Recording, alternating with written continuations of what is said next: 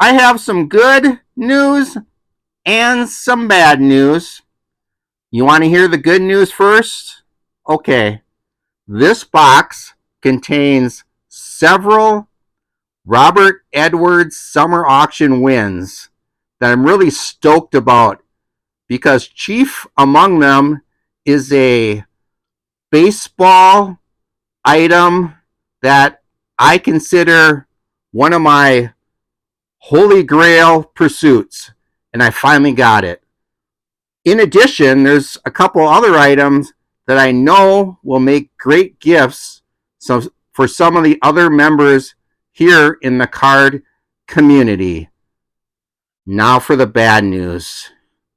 This win, or these wins, unfortunately will preclude me from attending the National in Chicago, or in Rosemount to be specific, coming up in a few weeks.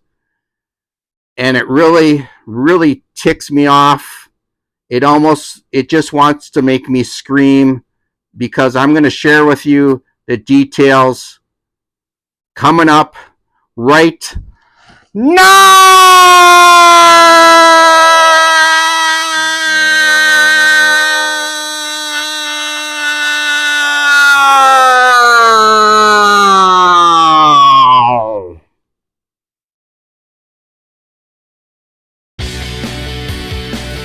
After that, I better get a drink of water.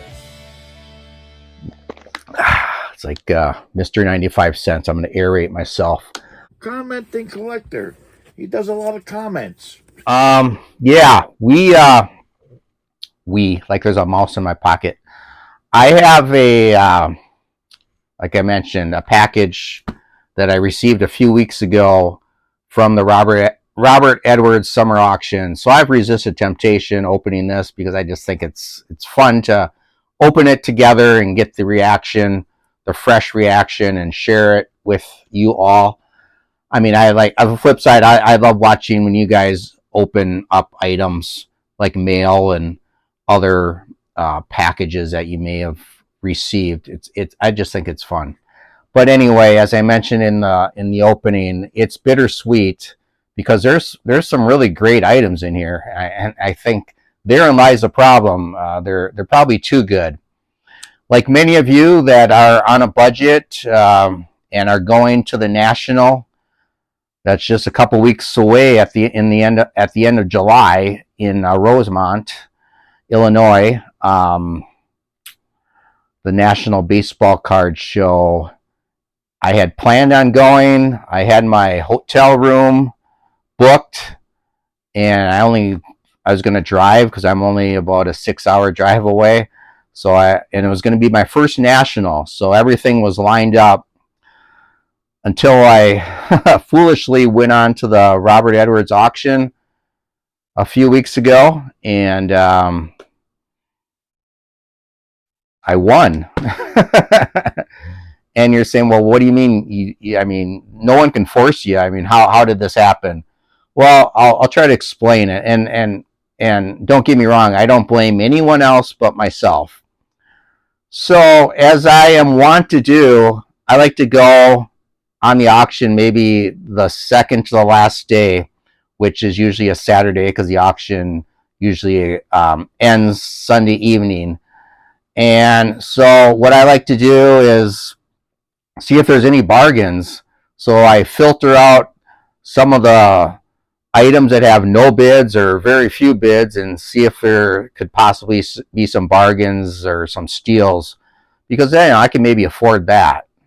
Well, I came across an item that has been on my bucket list. It's one of my holy grail items, and trust me, I'll be showing you everything in a minute. But so I see this item, and it is really not bid. Well, I think there might have been a couple bids, but being it was the second to the last day, it was still very, very much underbid on. So, at that point, it was a steal. I mean, it was, if you go on eBay, it's half the price of what it would cost you on eBay the last 2 or 3 years. That's why I haven't got it, because it's, right now it's out of my cost range, or out of my budget. But I thought, well, this might, at that price I could actually maybe afford it. But I didn't think there was, no way in Hades it was gonna stay at that price, because that's how auctions work. People wait to the last minute, and then, well, occasionally there are some great deals if something just gets missed or whatever. But I was pretty sure that there's no way that it was going to go at that price. But I thought, well, I'll put a bid on it. I mean, who knows? Maybe crazier things have happened before. It just, other people are maybe saving up to go to the National, or the economy's bad. I don't know. Maybe this will be a great price. Maybe there's just not the interest that I think there is for it. So I put a bid on it, because I've won items through Robert Edwards before, so I'm a registered bidder and so forth. But my mistake was, and I don't know how it happened, but I put the highest bid that I wanted to spend, but it was an auto bid. And I guess I should have not had it on auto bid, because what happened was, yeah, sure enough, someone did outbid me pretty soon. It might have been on Sunday, the last day. So actually my bid kind of held for maybe the rest of Saturday and overnight. And I can't remember exactly when, but Sunday someone did bid higher, but because I had an auto bid, it gave me one more increment, another bid that outbid that previous bid from someone else. So I found myself on Sunday being the highest bidder once again, which I had not planned. So I went back in to my account. I changed the auto bid. I turned off auto bid, and then I was just praying, like, someone please, please, please outbid me. And of course, I think you can probably guess the rest of the story. That's why I'm here in this situation. No one did. So I received that. I ended up winning that prize, or that item, kind of like a prize, but probably it was really bad timing, because that cost me more money than I can afford at this time, and still go to the National. So something had to give.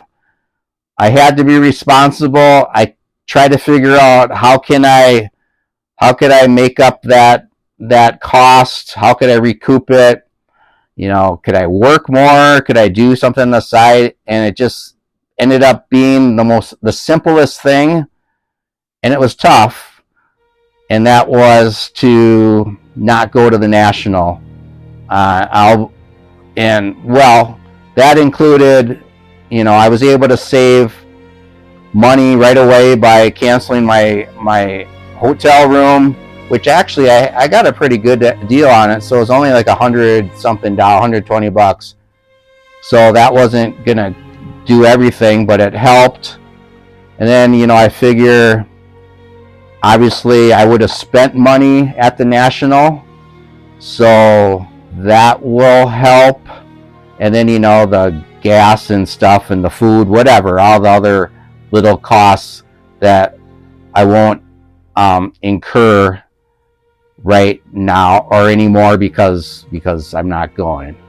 I'm still at a bit of a negative, because this item, and I'll show you in a second, wasn't cheap. Now the other items, that would have been fine. I mean, I did get some reasonably good deals. That's why I'm going to share a couple of the items with some of the other members of the card community that I'm not going to disclose. I'd rather just have them surprised when they receive it in the mail. Try to get those out next week, and then hopefully they'll receive them, and maybe you'll find out if they show them on their channels. So that was all good. It's just that the big holy grail item that just blew my budget, and I just got to be responsible for my actions. I guess it's a lesson. It's a lesson learned. You know, I'm sure many of you can relate to it, but I just can't have made that mistake and then just pile on by going to the national. Now the worst thing about not going to the national, because I mean I've got my stuff. I don't need to go to the national as far as getting cool stuff. Although the difference being that if you go to the national, I've never been there, so it would be my first one. And so what I've seen, because I've seen all your guys's videos from the last few years of the national, and it's just like cards that you just don't ever see. It's like going to a museum and the pre-war and all that good stuff. And for me, as a unopened wax pack collector, I mean, there's dream wax packs. I mean, I got one of them in here, but there's other ones that'd be just neat to see. So that's kind of a little part that I'll be missing. And I know I'm going long on this, but the best part, or the worst part about not going, or for me the best part of going would have been to see all you guys and gals that are in the card community. Oh, maybe one gal, I don't know, Julie Farnham going, but no. Yeah, I'm gonna miss out on that, which sucks. So that's really why I'm disappointed, is not being able to see everybody. I don't have them in reach. Actually, I'm gonna pause this. I'll be right back. I'm gonna grab some. Okay, this is what I was gonna grab. I don't know if my address. I don't think it's my address. Okay, this is what I had ordered for to bring to the national. I ordered like 60 stickers, my channel stickers. I was going to hand these out to everybody. So that sucks. But in lieu of me not, making the blunder and not being able to go to the national, please, I got a whole back. If you'd like a sticker, please email me at commentingcollector. I'll put it on the screen. commentingcollector@gmail.com. And I'll be glad to send you a sticker and maybe some extras. Yeah. So yeah, I mean, I had hotel room, had everything gonna go. I blew it on the auction. Okay, so let's just move forward from that. Let's dwell on the positive. Let's open up this REA package. See if put the camera down a little.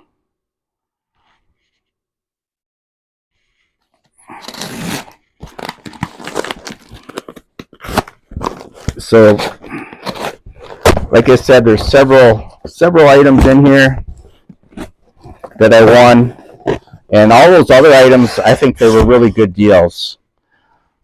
So I'm not regretful for those at all.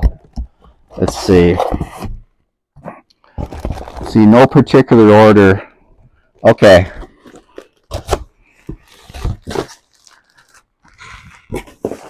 Looks like this is the jersey. I'm not going to even open it. I'm going to leave it in the plastic because this is one of the items that I'm going to send off to, see if I can straighten this out a little. If it's crooked, I apologize. I'm going to send off to another YouTuber, a good friend. Maybe you can guess who it is, but yeah, it's a Jose Canseco jersey. High fly ball, right field deep. Canseco back to the track, looking up. It is off his head, it looked like. And over the top, a home run. That looked like it hit Canseco to the top of the head. We'll have to check the replay. It did. He went over the fence. David Hull's laughing out there, so it Must hit something funny. It hit Canseco in the head and bounced over the wall for a homer. Look at this. Boink. And it's out. There's Jose Canseco's autograph, number 33, and it says AL Rookie of the Year. 88, American League MVP. So he's inscribed that on here along with his autograph. I think it's a really cool item. And these are one of these. This is one of these items that, in my opinion, was severely underbid. I got a really good price. I didn't think I would get it, but I did. But it was very affordable. Well, I'll disclose, and it's like $40 or something. So I mean, I figured just an autograph alone would be what, $15, $20. Then you get the inscription, you get the jersey. Now the thing is, and I failed to mention before, on these auctions, not only does it cost you whatever you bid for it and won, but then there's the buyer's premium, which is 20%. So let's say this was 40, I can't remember, that's another $8, so that gets up to 48, and then there's tax and a little bit of shipping. So all in, let's say all in, maybe it was like 50 something, which I think is still a really good deal for this, because more importantly, like I said, I have a friend in the card community that I think will love this. So yeah, so this was the first item. This of course didn't break me, but I'm really happy to get it. So cool. All right. And it's another package inside of a package. This is of course the first time. I'm gonna just look at yeah. Okay. So this is some other items along with the really good, my holy grail item that's preventing me from, well, I shouldn't say the items prevented me. I did that up myself, but I'm going to take responsibility and make it right by sacrificing not going to the National. They're all great. I'm going to try to go, well, let's just do another community member. Okay. This is a 1960, and it's actually a replica. It's not the real World Series ticket. It's a replica, but it's a darn good replica. And it's signed, but it's a 1960 World Series Game 7 replica ticket. But the great thing, and this is a real signature, Bill Mazeroski. Art Ditmar throws. Here's a swing and a high fly ball going deep to left. This may do it. Back to the wall goes Berra. It is over the fence. Home run. The Pirates win.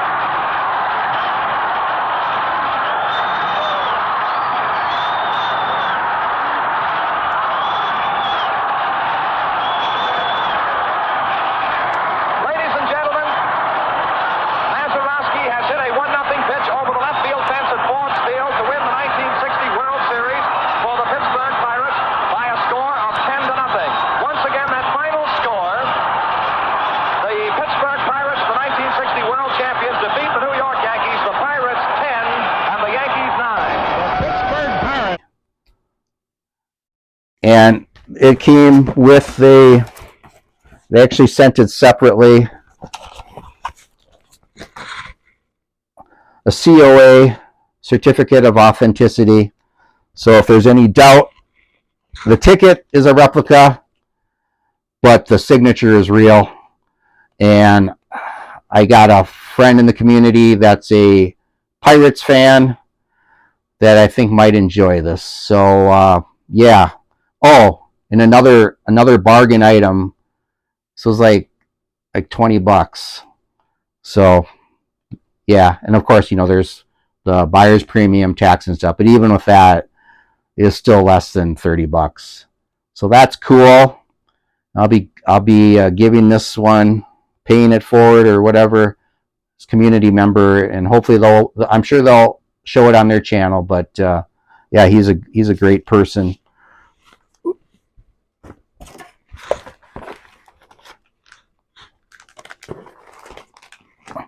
Okay, here's another bargain that I really wasn't intending on getting, but as many of you know, I am a unopened wax pack, non-sports as well as sports collector, and this one is funny little joke book. It's 1970, so we're talking 55 years old, never been open, PSA graded, which is kind of cool. I don't have many PSA. In fact, I think this is my first slab. I have is a GAI slab non-sports unopened wax pack, but this is my first PSA one. And the thing about PSA is they will not slab a unopened pack if the gum is broken. The other companies will. So this is in really good shape because the gum's not even broken. So yeah, this was like a minimum bid. I don't know. I can't remember. It was like $30 or something. You figure this slab alone, what that would cost $15-20, that whole process. So to get this unopened pack, not that I was looking for it, but I couldn't pass it up. So this will go into my unopened wax pack non-sports collection, and it's really, really cool. And I'll probably show these later down the line when I feature some of my other unopened wax packs that you can't see now, but normally they're right behind me. Okay, well, I think that's gonna bring us to the item that cost me, or didn't. I'm not gonna play the victim. It didn't cost me. I did that myself. But the reason I won't be going to the national, and the national will be in Chicago next year, so I just have to watch my P's and Q's, or whatever the saying is, and just be more responsible. And my goal is definitely to be at next year's national. Okay, so here it is. How many of you recognize this package? Hey now. It probably says it right on there, but yeah. Again, it's a 1970. I didn't even realize they're both 1970, but Wow. But this is what's very desirable. I mean, imagine even having cards from 1970. That's not an easy feat within itself. But imagine a pack that would have been in a drugstore or grocery store 55 years ago. I was born, many of you weren't, but I was like a toddler. So this wasn't even in my stratosphere.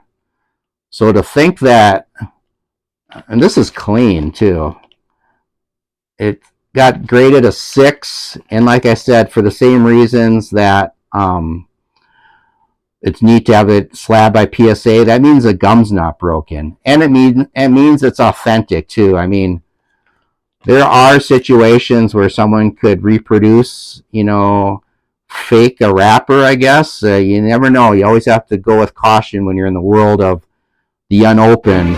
But when you're going to be paying this type of money, you want to make sure it's real. Because this is actually, just a little background, and many of you may know from before when I've told you, but my goal is to collect all the unopened baseball wax packs from 1970 through 1994.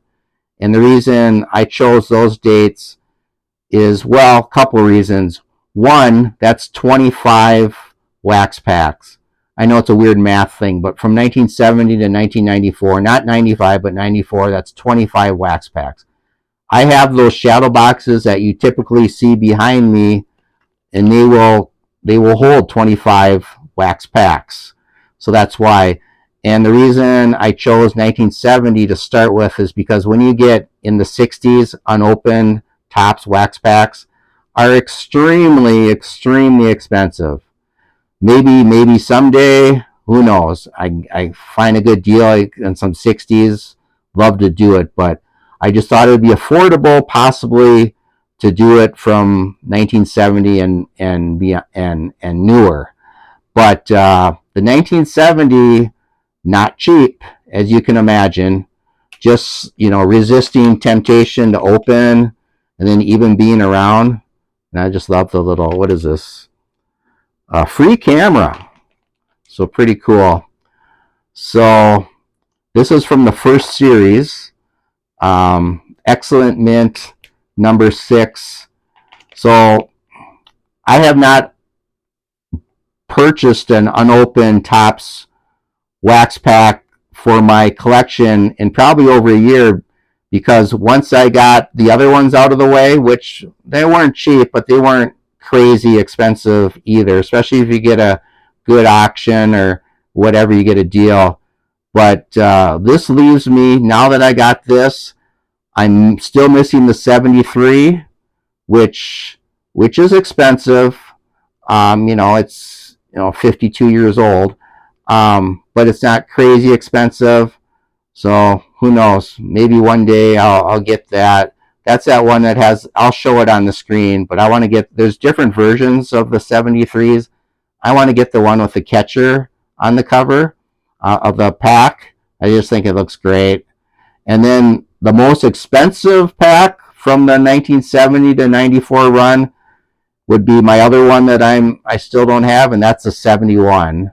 And I know the knowledgeable collectors out there that you guys are probably can guess why the 71 unopened Topps is the most expensive, because that black border, and being that, not, you could open this pack, I never will, but if someone were, like a Jeff Wilson or whatever, or Crazy Rich or whatever, because once you open this, even if you pull the key card in here, and chances are, even though it's quote-unquote pack fresh, it might only be a 7 or whatever. But the fact that the 71 Topps has those black borders that are tough to get, for some reason, I don't know, there maybe are crazy people that buy the packs thinking that's a good way to get a mint or a 9 or a 10 out of it. And that's probably what's jacked up the price. So the 71 and the 73, now that I have the 70 Topps, those are my only two remaining. So, that's why when I saw this at, half price of what you can get at eBay, I thought, yeah, I'll just put it, it'll never happen. And then that, accidentally have it in an auto bid, so it bid one more time, and, call it Murphy's Law or just whatever, bad luck. No one else bid on it, and I won it. So the good news is, if I would have went to the National, maybe this is something that I could have seen. I don't know if I would have been able to afford it, but at least I would have seen it. So now that I have it, and like I said, the bad part is I won't be able to see everyone that I was planning on seeing, going to the gathering on Thursday and trade night and whatever. But the good news, I guess, is I did get these, so I don't need to get anything for a while. So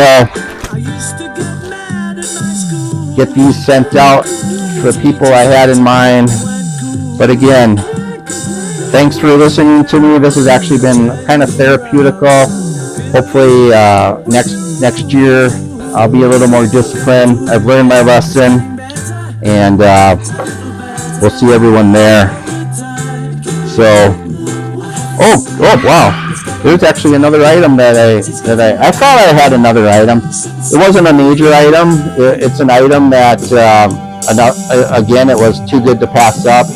And if it wouldn't have been for the 1970 pack, everything would be good. I'd be going to the National with all this, but this, precluded me from getting it. But yeah, it's kind of like kind of in the same vein as the joke book. It's unopened, and this is actually from Baseball Card Exchange. It's not PSA slab, but it is authenticated, so that's pretty cool. And it's again, the theme is 1970. So someone must have had a collection that they were selling, so they consigned it to the REA auction. So I'm assuming, well, they are differently graded, so I guess I can't say for sure that they're from the same collector, but just curious that, and there were some other ones that went for more than I cared to spend. Like I said, this was another rock bottom item that was almost just worth the cost of getting it authenticated by Baseball Card Exchange. So I know it's real and everything. So yeah, sorry about just getting this or realizing at the end that I had it, but that's just another item that I guess I'm happy to have. So this would really be cool for my unopened collection, and of course the 1970 Topps baseball, which just blows my mind. And that's what really attracted me to collecting unopened, is just the rarity. Yeah, I mean, the cards are rare in itself, but assume that this has survived for 55 years without being open. I mean, that's what it was designed for, and here we are. Crazy. And the artwork on these packages, yeah, I don't know what's in it. I mean, it's first series. I can't, and well, I should say, as I'm going off on all these tangents, buying that grocery store collection, I'm working on completing the 1970 complete set, and I'm probably like 85% there, thanks to help from Eric of the Card Closet, and of course Anthony from the Uncle Gary collection.